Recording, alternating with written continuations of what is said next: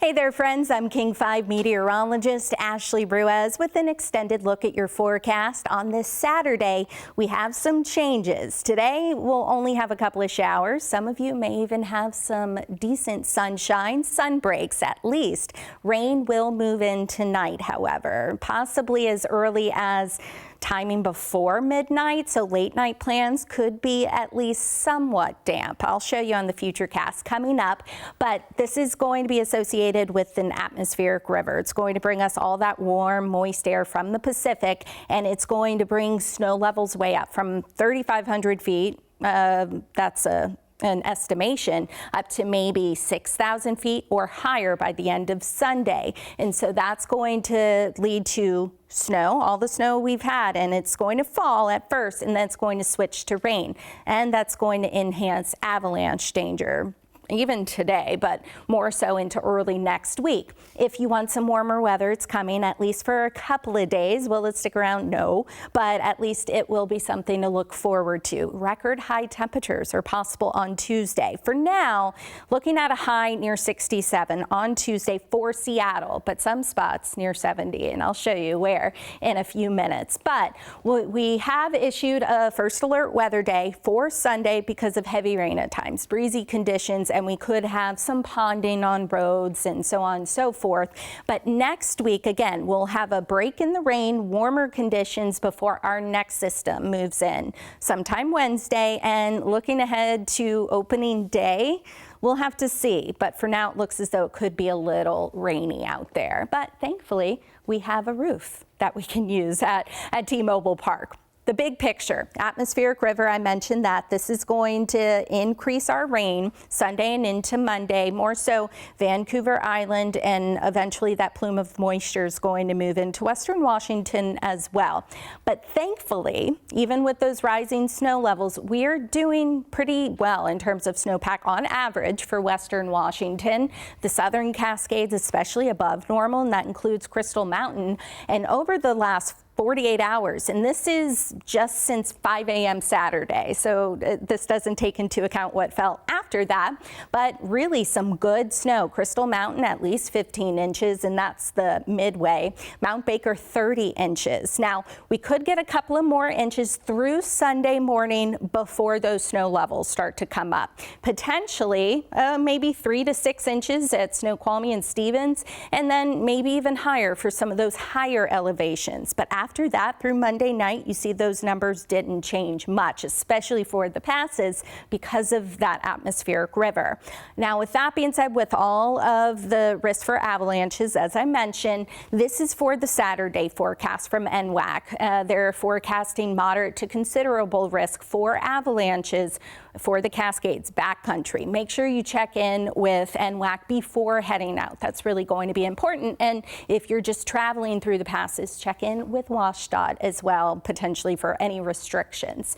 Here's a look at the futurecast. We've had that ongoing convergence zone just near Snohomish County and Skagit County. That will dissipate, and we could have maybe a couple of showers, but watch what happens late tonight, how we get that first push of moisture over the area. And so I would expect at least maybe some light showers for any of your late night plans. And then we'll have the mountain snow falling. Not expecting really, really heavy snow, but it could set up a little heavy at times before those snow levels come up and it switches to rain. Here's overnight. So some good sleeping weather overnight, and then we'll just get waves of rain off and on, especially from the coast all the way over Puget Sound, the north interior.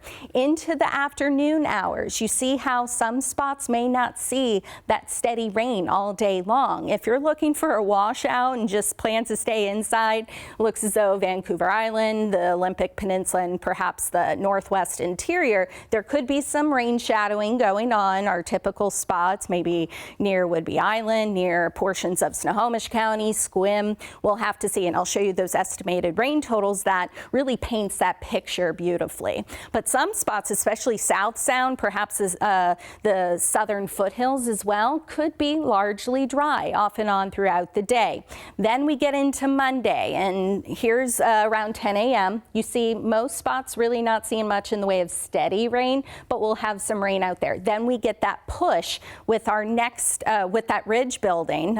All that moisture is going to push from northwest to southeast, so we'll see that tapering in terms of rain. Then we're dry. We'll likely wake up at least to some low clouds on Tuesday morning and maybe some fog, and then that's going to mix out as well because of this ridge. Through Monday night, we'll have pretty heavy rain falling at times for some, and those rain totals will quickly add up. You see for the coast, really going to be where we get the heaviest rain, as well as Vancouver Island, and then up in the mountains. Meanwhile, you see for Puget Sound, on average, half of an inch, maybe up to 2 inches for some of the hot spots, but there you have it. There's that rain shadow. You see not really seeing much in the way of rain totals, maybe some lighter showers. And again, that's through Monday night. We need the rain. We just don't need it all at once. So we'll have to watch out for the ponding on the roads, those low-lying areas, and some minor river rises coming off of the Olympics from some snowmelt, as well as some of those rivers coming off the Cascades.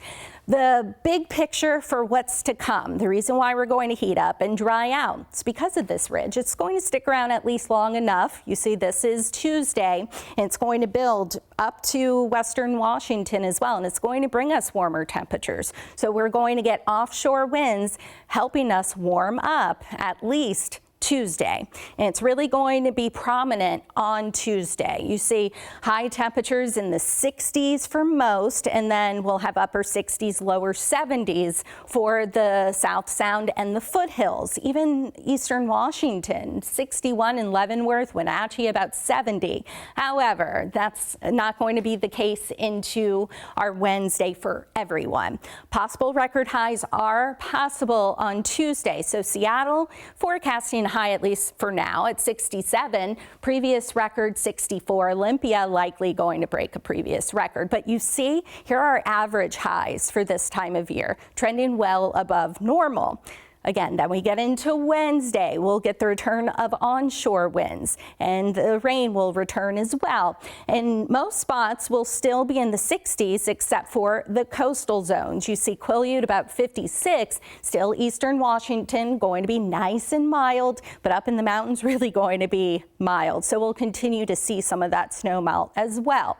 Here's a look from at least this morning around western Washington. We have snow in the White Paskey area. We have sunshine as well, sun for Squim, and then we also have some sun breaks closer to the coast, but really going to be the brighter day of the two. Today's highs will be near normal, if not below normal, in the 40s and 50s, and then we get into tonight. Temperatures not going to come down all too much, and we'll have increased cloud cover and some more rain. And with that being said, we, at least last night, we had the Aurora Borealis visible in western Washington for those who saw some breaks in the clouds. And not just that, our friend skunkbayweather.com always sends us beautiful time lapses of the Aurora, and really just a really cool tool to watch it in motion, and then live pictures as well. Greg Johnson, so thank you so much. He captured this fireball as well. So that stole the show, at least last night. There is still the chance that we see some aurora visible in western Washington. However, it's not looking likely because of the increased cloud cover. However, there's still that chance. NOAA is predicting a geomagnetic storm. And so it's a G3, that's the forecast, at least as of now. So that is on the stronger side. So that could mean that we could get some of them visible here in the KP index of around 7, which is high. So that probability of seeing it is there. If you do see it, or you just want to send any of your weather photos, anytime, sunrises, sunsets, the rain, animals, whatever, you can go ahead and email me directly at aruez@king5.com. We can show them on air as well. You are our eyes out there, and we always enjoy it. Or you can text the King 5 text line as well. So once again, we are going to have first alert weather mode on Sunday, just to give you a heads up that the rain could be a little dicey at times, but you can always find the extended forecast on king5.com, and then King 5 Plus. It's free to download on your TVs of course, and then you can catch us on air. But once again, we are going to be treated to some nicer weather as we head into the middle half of next week, early to mid next week, before winter returns to western Washington.